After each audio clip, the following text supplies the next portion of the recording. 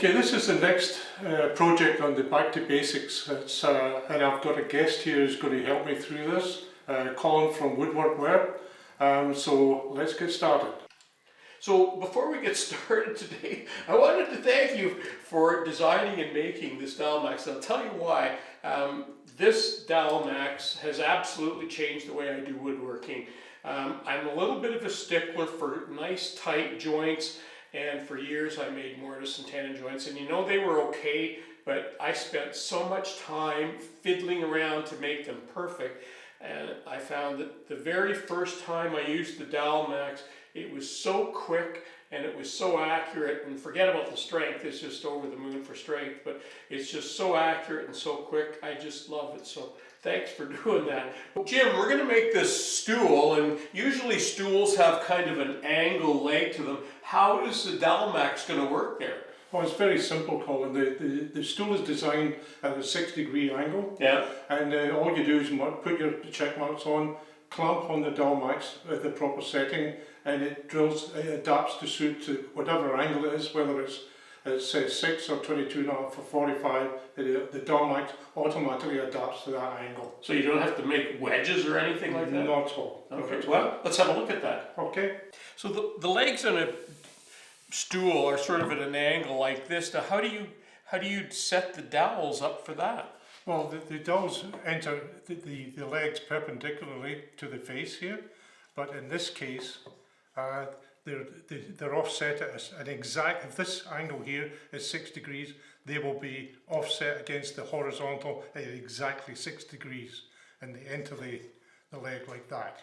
Oh, so this is already at an angle, isn't it? Yes, exactly. The Dowelmax fits onto there, and it drills at that exactly 6 degree angle.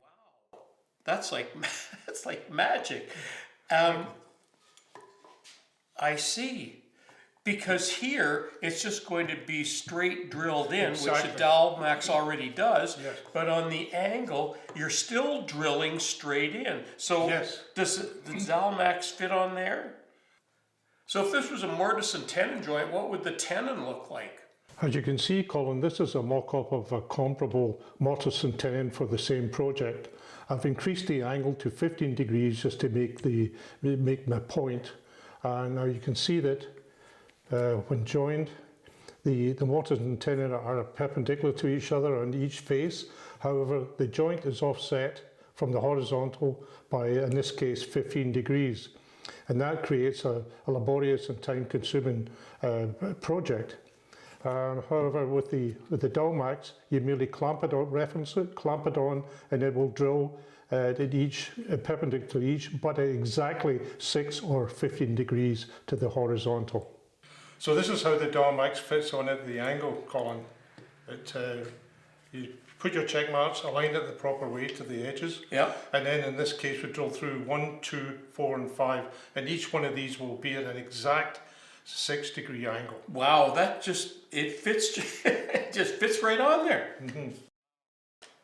Well, this is going to be an easy build. Yes. I see you've gone ahead and made a couple of cuts already. Yes, I've made all the cuts, all the bores have been drilled in preparation. Okay, well let's finish up that and do a dry fit.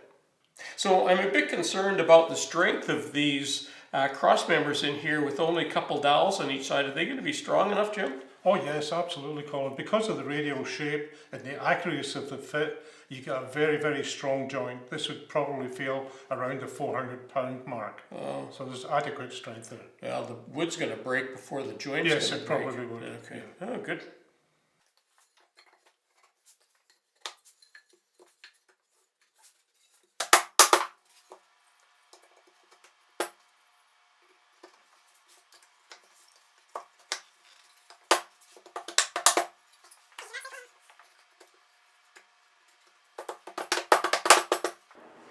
So the most important part of a stool is the seat. Now, I don't know how you align the dowels on a round piece of wood. Yeah, well, it started off with 3 long pieces, Colin, and then you use your check marks and you find your position. You know what diameter you're going to be. You want to keep clear of the outer edge, so you work out your reference marks and you align to these two. Yeah. Draw your holes using we use the distance gauge for the long gaps, and that's all there is to it. But after that, you do the cut it off in the bandsaw. Oh, okay. So you're starting off with square wood. Yes. Oh, okay. That makes sense then, and that gives you your dowel alignments. So then, what do you just cut that off on a bandsaw then? Cut it off the bandsaw, and then I trimmed it on the router. Yeah. And then I used an external router along the edge here. Okay. Oh, that's handy. Okay.